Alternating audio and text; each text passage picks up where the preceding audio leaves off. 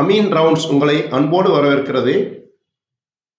இன்றைய அறிவியல் செய்திகள், அதில் நாய்கள் பேய்களை பார்க்குமாங்கிற பற்றி கொஞ்சம் டீட்டெயிலாக பார்ப்போம். Very interesting topics. வீட்டில் வளர்க்கும் நாய்கள் சில நேரங்களில் யாரும் இல்லாத இடத்தை பார்த்து தொடர்ந்து குறைச்சிக்கிட்டே இருக்கும். அதை பார்த்துருப்பீங்க. நாய்களுக்கு பேய்கள் தெரியும், அவை அதனை உணரும் என்று காலங்காலமாக வீட்டில் இருப்பவங்க சொல்லி கேள்விப்பட்டிருப்போம். ஆனா உண்மையிலே நாய்கள் ஆவிகளை பார்க்க முடியுமா? இது குறித்து ஆய்வாளர்கள் மற்றும் அறிவியல் என்ன சொல்றது என்று இப்ப பார்க்கலாம்.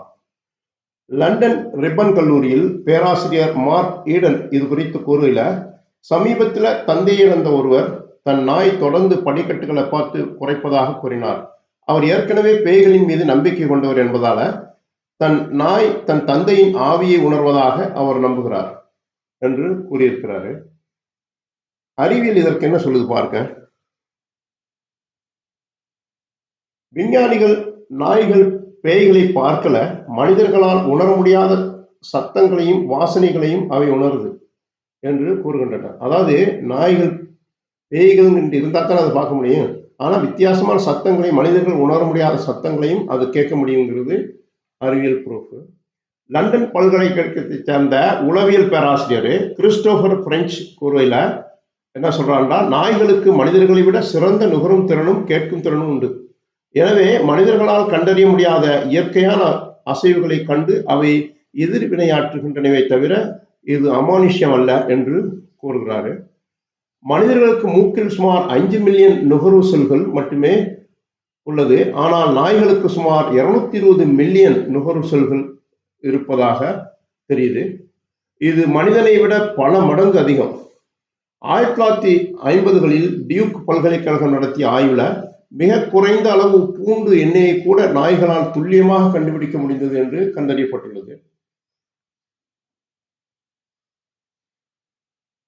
அது மட்டுமில்லாம சமீபத்தில் ஆய்வுகளில் புற்றுநோய் பாதித்தவர்களின் இரத்த மாதிரிகளை வாசனை மூலமே நாய்கள் கண்டுபிடிப்பது நிரூபிக்கப்பட்டுள்ளது. ஏன் மனிதர்களின் மன அழுத்தத்தை கூட நாய்களால் முகந்து உணர முடியும் என கண்டறியப்பட்டுள்ளது. இதிலிருந்து என்ன தெரியுது? நாய்கள் ஒரு வெற்று இடத்தை பார்த்து குறைத்தா அங்கே பேய் இருக்கிறது என்று அர்த்தம் இல்லை. உங்கள் கண்களுக்கும் காதுகளுக்கும் எட்டாத ஏதோ ஒரு வாசனையோ அல்லது சப்தமோ அங்கே இருக்குது என்பதே அறிவியலின் பதிலாக இருக்குது.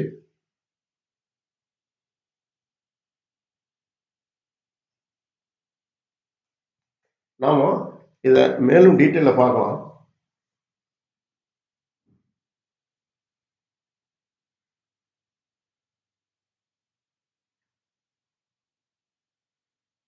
பேய் அரசாண்டால் பிணந்தின்னும் சாத்திரங்கள்.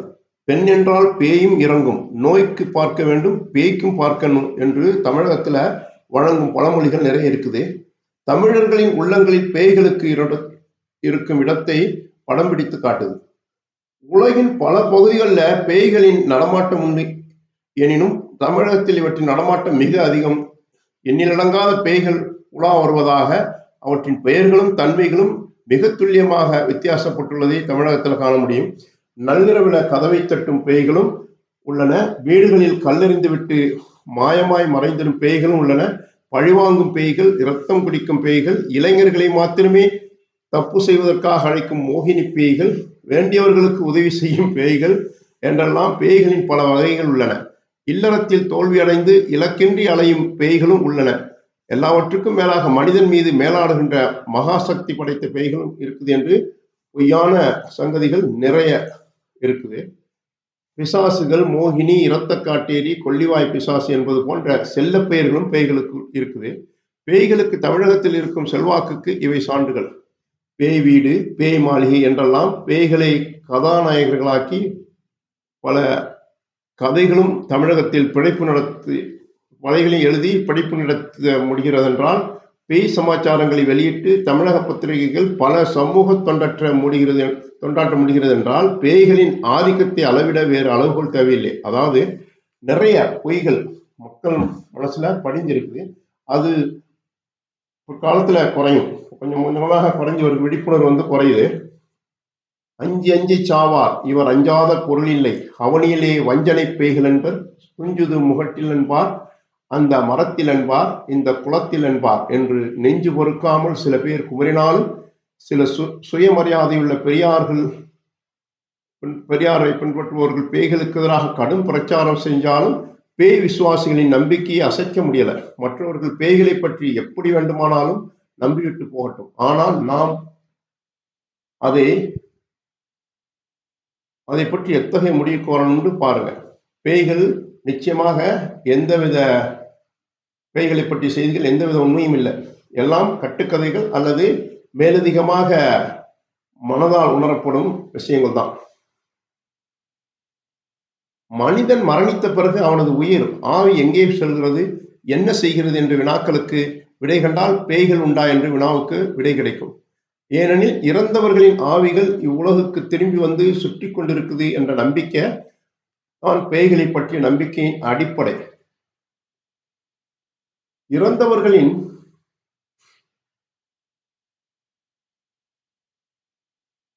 இறந்தவர்களது ஆவிகளின் நிலை என்ன என்பதை முதலில் காண்போம். ஒருவன் இறந்த பிறகு அவனுடைய ஆன்மா இறைவனிடம் சென்று வருகிறது. அவனுடைய இறைவன் ஒரு இறைவனின் கட்டுப்பாட்டில் அவை இருக்குது. அதை விட்டு மீறி வெளியே வர முடியாதுங்கிறது அசைக்க முடியாத நம்பிக்கையாக இருக்கணும். அதாவது சில பேய் நாய்கள் நாய்கள் குறைக்கிறது பேய்களை பார்த்தல்ல, பேய்ங்கிற விஷயமே இல்லை இருந்தா தானே அது மாதிரி இருக்க முடியும். அதாவது சில நாய்கள் திடீரென்று நிறமாறும் தன்மை கொண்டது, அதாவது அது சயின்டிஃபிக்கா அது நடக்குது. இதெல்லாம் வச்சுக்கிட்டு பேய்களை பார்த்து இப்படி நடக்குது இப்படி குறைக்குதுன்னெலாம் நம்பக்கூடாது. அதாவது உண்மையாக தைரியம் உள்ளவன் பேயை பற்றி நம்ப மாட்டான். அவனுக்கு ரொம்ப விஷயத்த சொல்லி பேய் இருக்குது, பத்திரமா பார்த்துக்குன்னு சொல்லி வளர்க்குறாங்க. அது ரொம்ப தப்பு. பிள்ளைகளுக்கு விழிப்புணர்வு ஏற்படுத்தணும். பிள்ளைகள் வளரும் போதே அவங்களுக்கு தைரியத்தை கொடுக்கணும். பேய்ங்கிறதெல்லாம் உண்மை இல்லை, நிச்சயமா இல்லை, நீ வேற மாதிரி தான் காட்டு பார்க்கலான்னு தைரியமா அவங்கள வளர்க்கணும். அப்படி வளர்த்தா பிள்ளைகள் ஒரு தைரியசாலியாக வளருவாங்க.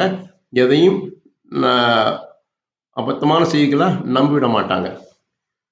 Thanks for watching. Please subscribe our YouTube channel.